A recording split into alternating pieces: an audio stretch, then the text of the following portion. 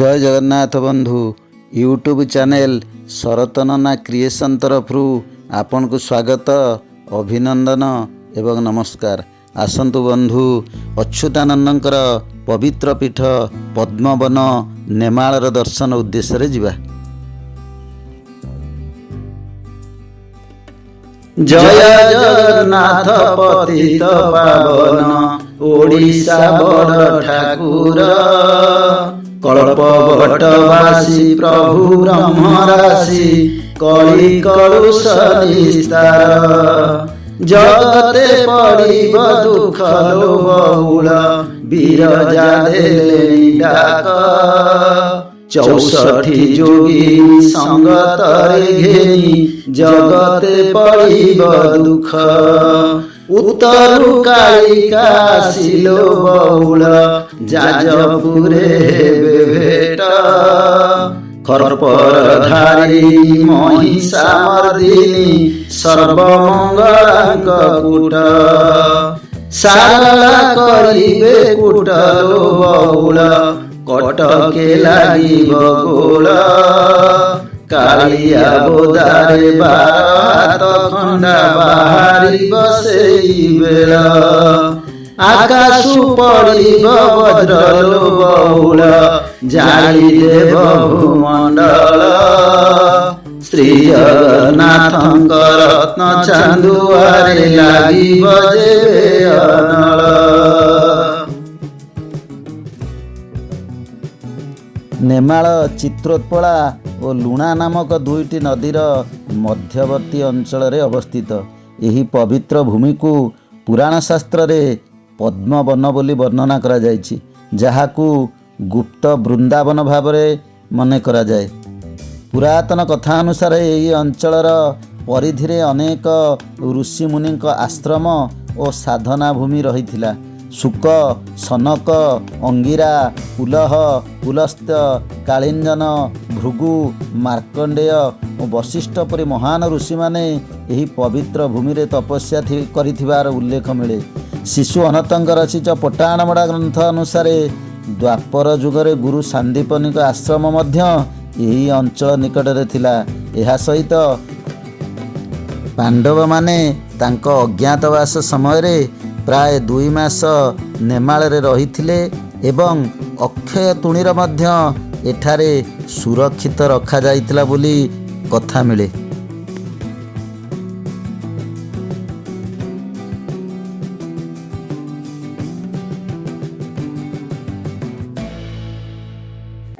महापुरुष श्री अच्युतानंद दास ओडिया आध्यात्मिक परंपरार पंचसखा मानक मध्यरु जणे। तिलकणा ग्राम रे जन्म ग्रहण करथिले महापुरुष अच्युतानंद दास। तांको बाल्य नाम थिला अगणी। बाल्यकालरू से अत्यंत आध्यात्मिक प्रवृत्तिर थिले, जहाकू पूर्वजन्म संस्कारर फल बोली मन करा जाए।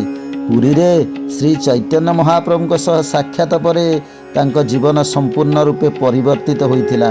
भगवान जगन्नाथंकर आज्ञा अनुसार से नेमाळ को निजर साधना पीठ भाव चयन करथिले एवं दीर्घ समय एठारे रही साधना ग्रंथ रचना और शिष्य प्रशिक्षण ग्रहण करथिले। महापुरुष अच्युतानंद तांकर रचना रे नेमाळ को पद्मवन और गोलेख भूमि भावे वर्णना करिसेंती। लोककथा अनुसार भगवान जगन्नाथ अच्युतानंद को एक पद्ममाला दे कहिथिले, जेउटी एही माला पड़िब सेठारे हेब तोर स्थान।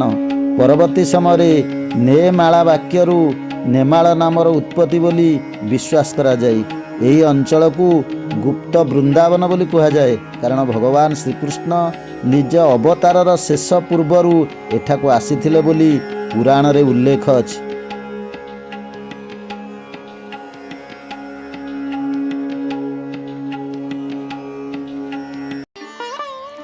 नेमाळर चारि दिगरे प्राचीन कालरू शक्ति और शिव उपासना चली आसुची।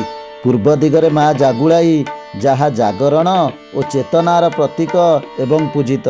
पश्चिम दिगरे माँ शशिमुखी माँ मंगला आंकर एक रूप। नित्य रासलीलार रक्षाकर्ती भाव पूजा पाती। उत्तर दिगरे कन्नेश्वरी वन और माँ भगवती पीठ अवस्थित, ଯେଉଁଠାରେ सन्थ रामदास किछि समय अतिवाहित करथिले बोली जणा जाए। दक्षिण दिगरे चित्रोत्पला नदी कूल माँ चंपावती उपासना हुए। यह सहित अनेक महादेव मंदिर नेमाल को एक संपूर्ण आध्यात्मिक मंडली रूप से नुआ रंग देछि। बंधु आमे अच्युतानंदंकर पवित्र नेमाल पीठरे अच्छु। एठी देखंतु एक भव्य मंदिरर निर्माण कार्य चली। ये जो मंदिरटी आप देखुंट ये भगवान गोपीनाथ ये मंदिरटी निर्मित होउची। जो गोपीनाथ को भगवान श्री अच्युतानंद प्रथम नहीं आसुथिले से भगवान सुंदर भव्य मंदिर एठारे निर्मित होउची।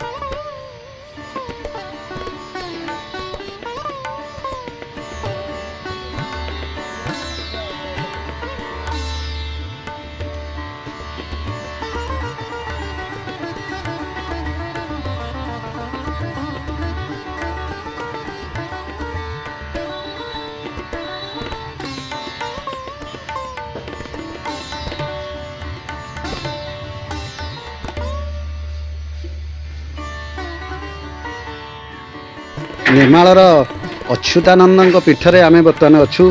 एठी आम निकटरे अछंती नना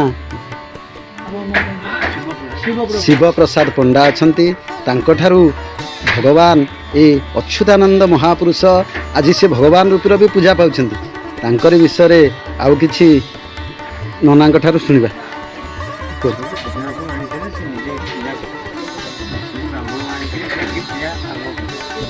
मैंने अच्युतानंद निजे ब्राह्मण आनी पूजा कले। आज्ञा आज्ञा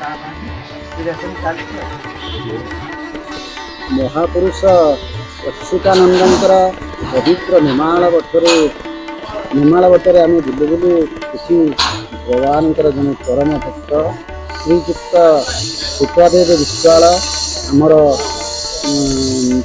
सहित आमर भेट है।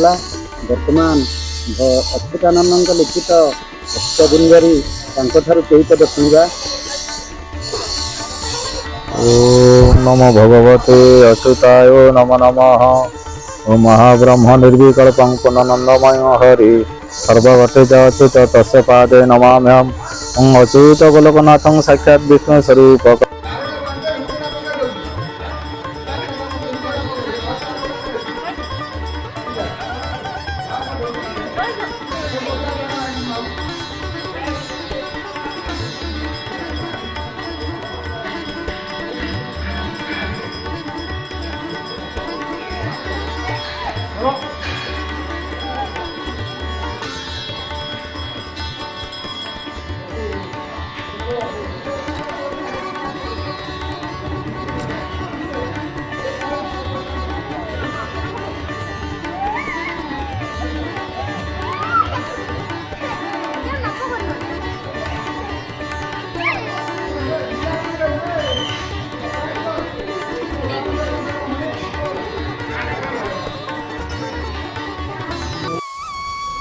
भाव विनोदिया ठाकुर भक्त बछल हरि भक्तंक पाई कले बर दश मूर्ति धरी भक्त तुम्बर की करिब भक्त बोलरे ठाओ भक्त पेशिला हस्तिना को दूत पण रे जाओ भक्त दिखाइला स्तंभ को ଶମ୍ଭୁ ହେଲା ଉଦିତ ଭୃତ୍ୟର ଭୃତ୍ୟ ପରିଭୃତ୍ୟ ମନେ ଦିନ ଅଚ୍ୟୁତ ଭୃତ୍ୟର ଭୃତ୍ୟ ପରିଭୃତ୍ୟ ମନେ ଦିନ ଅଚ୍ୟୁତ ଭୃତ୍ୟର ଭୃତ୍ୟ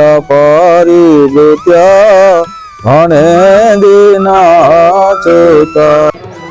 ମହାପୁରୁଷ ଅଚ୍ୟୁତାନନ୍ଦ ପ୍ରାୟ 1,46,000 ଗ୍ରନ୍ଥ ରଚନା କରିଥିଲେ ଏବଂ ଶୂନ୍ୟପୋଥି, ତାମ୍ର, ରୌପ୍ୟ ଓ ସୁବର୍ଣ୍ଣ ପତ୍ରରେ ଲେଖାଗୁଡ଼ିକୁ ଭବିଷ୍ୟତ ଯୁଗ ପାଇଁ ସୁରକ୍ଷିତ କରି ରଖିଥିଲେ।